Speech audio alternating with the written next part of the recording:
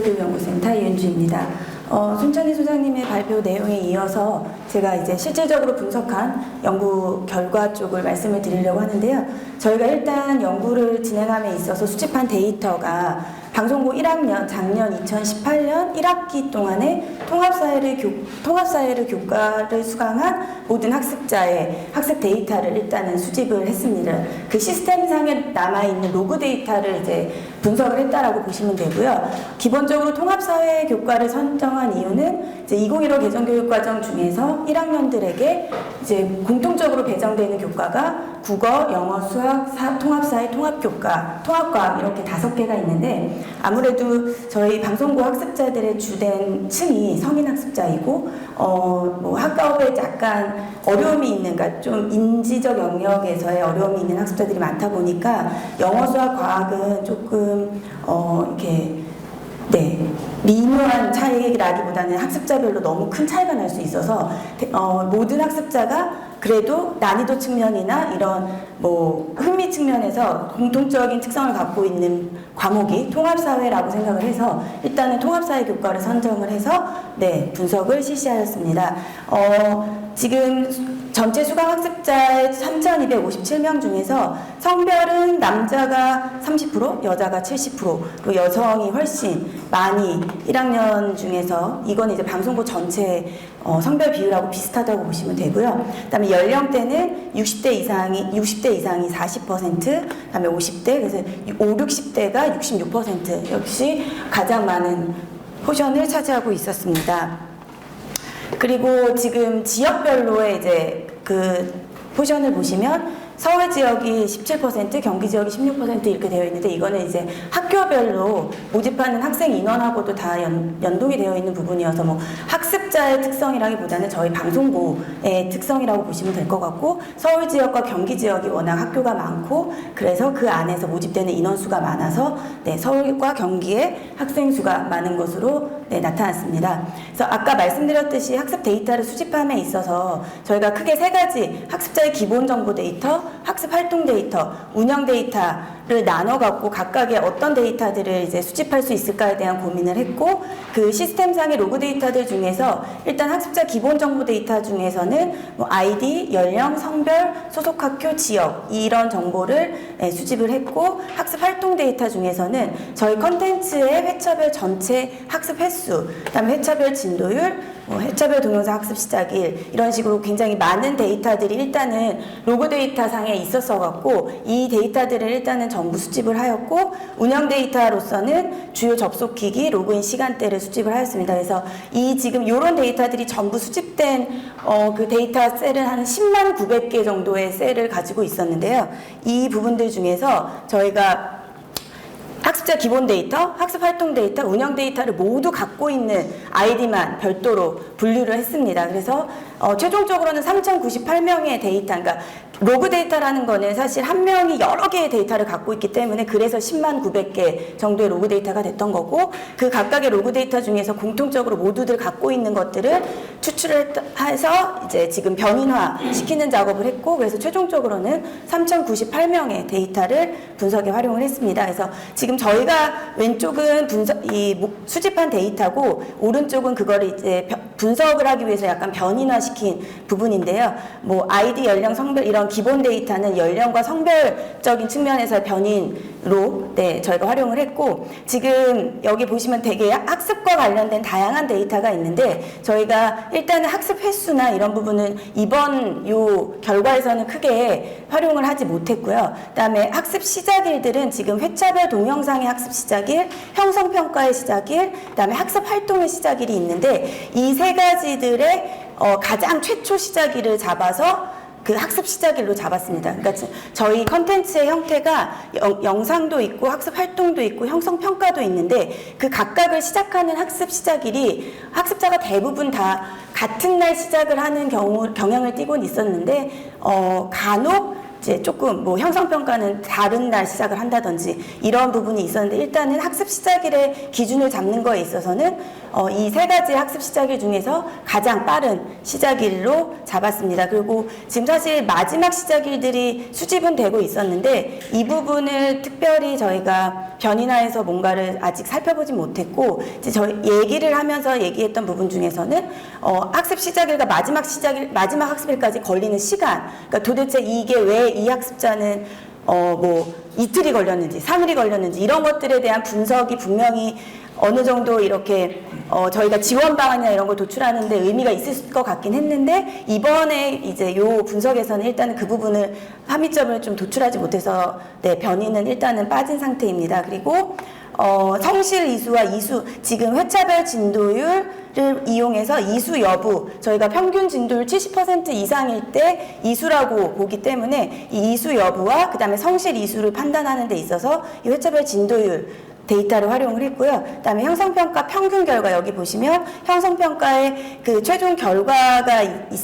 최종 결과가 있어서 이 결과 데이터를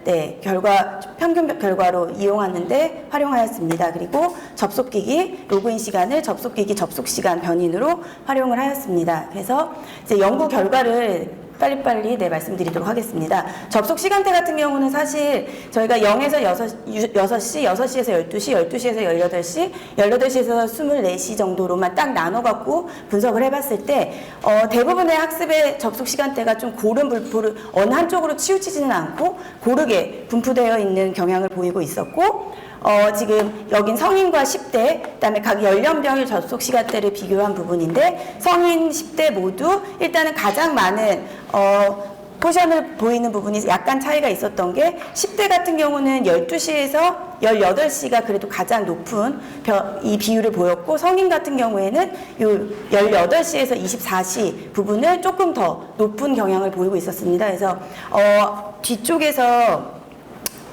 그 여성의 경우에는 또 여성과 남성을 비교했을 때는 여성은 또 18시에서 24시 시간대에 주로 접속을 해서 학습하는 것으로 나타났고 이런 접속 시간대에 대한 이 분석을 통해서 저희가 나중에 뒤쪽에 운영 지원 쪽에서도 언급을 했지만 사실 지금 센터에서 상담이나 이런 거를 운영하고 있음에 있어서 저희가 9시부터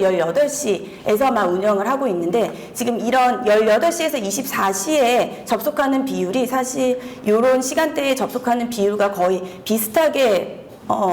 포션이 나오기 때문에 이 18시에서 24시까지 지원한 이 학습하는 학습자들을 어떤 식으로 지원할까에 대한 지원 방안을 좀 마련할 필요가 있겠다라고 얘기를 하면 저희가 올해 이제 챗봇이라는 새로운 시스템을 도입을 하기 때문에 그 챗봇을 운영함에 있어서 이 시간대에 학습자들이 학습을 지원할 수 있도록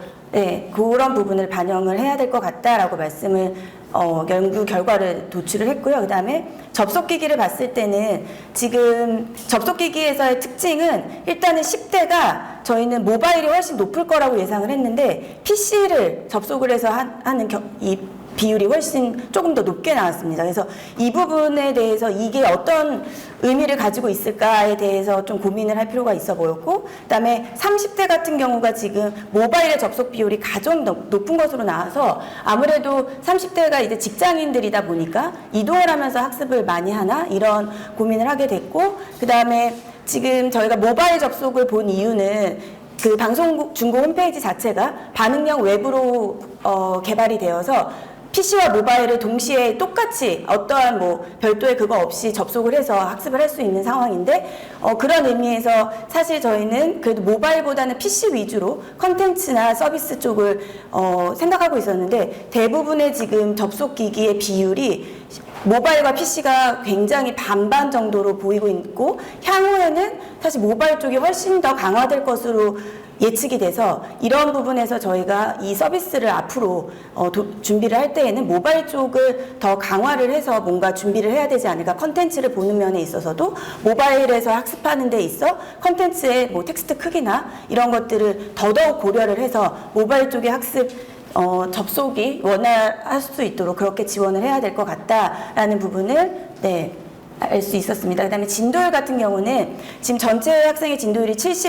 5.22%로 나왔는데 성인이 10대보다는 월등히 평균 진도율이 높게 나왔고요. 그다음에 연령대별 진도율을 봤을 때 50대, 60대가 이제 평균 진도율을 높여주는 역할을 했고 10대부터 이 30대가 주로 이제 진도율이 조금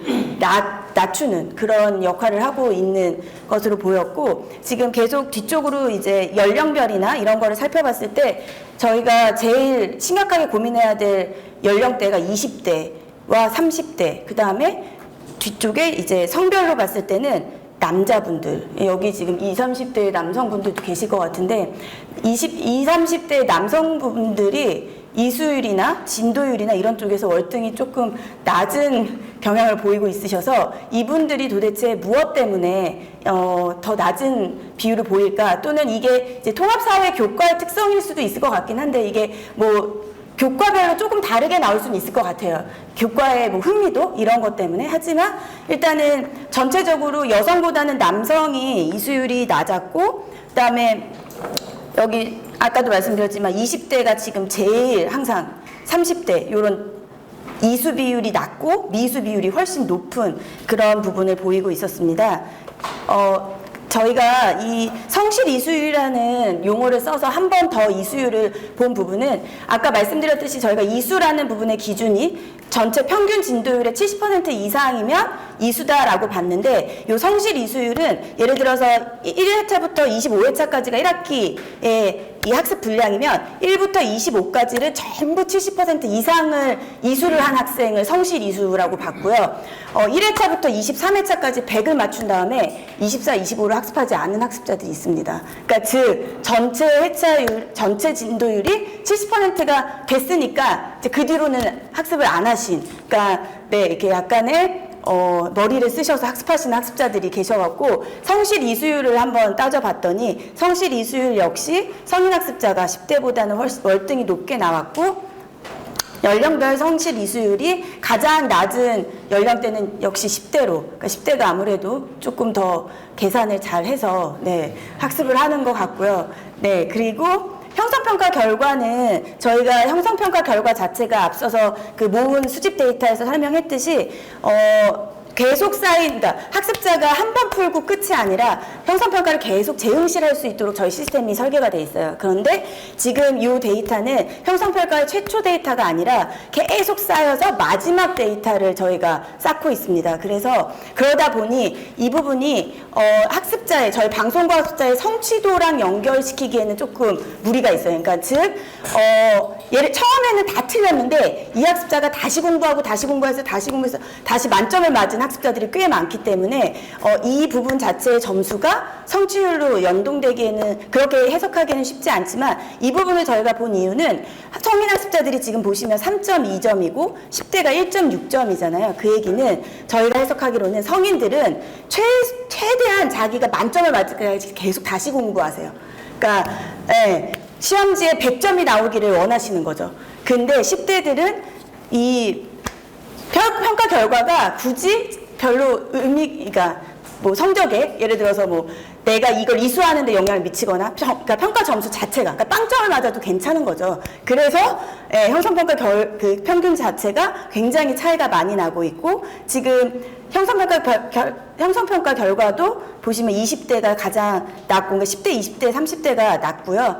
위로 성인으로 갈수록 점점 만점을 원하는 학습자들이 많습니다. 즉 굉장히 성실하게 학습을 하고 있는 학습자들은 50대, 60대 학습자들인 걸로 나타났고 남자보다는 죄송하지만 여성분들이 대부분 다 굉장히 네, 남성분들은 별로 열심히 하시고 싶어 하지 않는 그냥 한번 풀고 끝내시는 것 같은 그런 결과를 네, 보이고 있었습니다. 그리고 저희 그 방송고 콘텐츠 자체가 권장학습일로 이렇게 오늘은 무슨 학습을 하세요? 라는 권장학습일이 제공되고 있는데 그 권장학습일 대비 학습 추이를 비교를 해봤습니다. 근데 지금 보시면 저희가 권장학습이 이 파란 선인데 이 녹색 선은 이수자의 학습 추이예요. 그러니까 보시면 거의 권장학습일 학습 추이랑 비슷하게 가고 있는데 미수 학습자들은 당연히 권장학습일 추이와는 완전히 다르게 거의 제대로 안 하고 있는 상황을 보이고 있고, 마찬가지로 형성평가에 5점을 그러니까 5점을 끝까지 만들어 놓는 학습자들은 굉장히 성실한 학습자라고 저희가 보여지기 때문에 그 학습자들 역시 이 권장학습과 비슷한 양상을 띠면서 가고 있는 반면, 결과에 별로 연연하지 않는 학습자들은 그냥 자신의 갈 길을 가는 것으로 그렇게 학습 추이가 나왔습니다. 그래서 이 부분을 바탕으로 저희가 어쨌든 어떤 부분에 대해서 좀 반영을 할 수 있을까에 대한 고민을 했을 때 맞춤형 커스터마이즈드 교육에 대한 지원이나 운영 정책을 수립함에 있어서 어쨌든 지금 계속 말씀드렸던 20, 30대 특히 남학생의 도대체 왜 그런 양상을 보이느냐, 그리고 그들한테 우리가 무슨 지원을 해줄 수 있을 것이냐, 이런 거에 대한 조금 심도 있는 분석을 통해서 20, 30대 학생들, 그 남학생들의 좀 이수율이나 성실 이수율을 좀 높일 수 있는 방안을 마련을 해봐야 되겠다라는 생각을 했고, 그다음에 모바일 활용이 워낙 강화되고 있기 때문에 이 부분을 우리가 좀 더 컨텐츠나 앞으로 향후 뭔가 정책적인 거를 수립함에 있어서 반영을 해야 할 것 같다라는 부분을 생각을 했습니다. 그 다음에 맞춤형 학습 지원 단위를 세분화해야 되겠다라는 부분은 지금 말씀드렸지만 저희가 이제 접속의 시간대만 분석을 했는데, 사실은 원래는 여기에 실리지 않았던 접속의 예를 들면 월별 접속 횟수도 있었고요. 그러니까 3월, 4월에 접속을 많이 했던 학습자들이 성실 이수율로 가는 게 훨씬 경향성을 많이 띠고 있었어요. 그래서 즉 3, 4월에 접속이 굉장히 핵심적인 부분이어서 3, 4월에 초기 단계에 그런 월 단위에 이 학습자들한테 계속 학습 격려에 대한 문자를 발송을 한다거나, 저희 인천공항 가시면 인천공항 근처만 가셔도 문자들이 막 날라오잖아요. 면세점 할인 쿠폰이라든지 로밍 이런 문자들이 날라오는 게 사실 그 지역,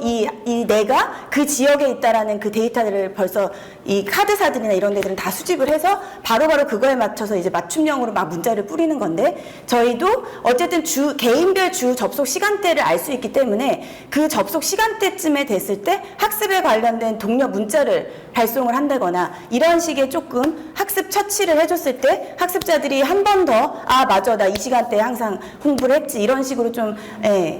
느낄 수 있도록 그런 부분의 지원을 정책적으로 하면 좋을 것 같다라는 생각을 했고요. 그다음에 아까 보셨듯이 진도율 정책 자체가 지금 저희는 평균 70%다 보니까 학습자들이 약간 머리를 써서 100% 딱 앞에서 쫙 맞춰주고 뒤를 불성실하게 하는 학습자들이 있어서, 그 부분에 대한 거를 그냥 과목의 모든 회차의 진도율로 이렇게 좀 변경하는 방식이나, 또는 마지막에 보셨던 결과처럼 권장학습일 대비로 해야 되는, 권장학습일 대비일 경우에 훨씬 이수율이 높아지는 그런 부분 때문에 권장학습일 대비 요즘 사이버대처럼 이렇게 2주, 3주 이렇게 주별로 강의를 오픈해줘서 그 안에 학습을 듣게 하는 그런 형태의 좀 운영 지원을 하면 좋지 않을까라는 부분을 또 생각하게 되었습니다. 그 다음에 적응적 학습 분석을 위한 데이터 관리 개선이라고 해서 저희가 굉장히 많은 데이터들이 있다고 생각을 했는데, 생각보다는 사실 많은 데이터가 있어 보이진 않았습니다. 그러니까 좀 의미 있는 이런 해석을 위해서, 예를 들면 학습자가 플레이어 안에 들어왔을 때 일시정지를 몇 번 누르고, 그 일시정지를 눌렀을 때 몇 시간 동안 도대체 이거를 멈추고, 그러니까 이게 굉장히 더 많은 데이터를 좀 쌓아야지 학습자가 학습을 하는 데 있어서 어떠한 흐름으로 어떠한 모습을 띠면서 학습을 할 수 있는지를 좀 알 수 있겠다라는 생각이 들어서 좀 더 많은 데이터들을 선정해서 수집을 해야 될 것 같다라고 생각을 했고, 아까 소장님께서 말씀드렸듯이 구글 어널리틱스하고 좀 연계한 데이터 분석이 필요할 것 같고, 형성평가의 최초 결과 데이터를 좀 확보를 해서 진짜 진실한 성취도를 좀 분석을 해야 될 것 같다라는 부분을 말씀드린다. 그 다음에 또 확산적인 후속 학습 분석, 다양한 연구가 있을 수 있을 것 같은데, 이 부분은 지금 시간이 너무 오버된 관계로 그냥 자료로 대체하도록 하겠습니다. 감사합니다.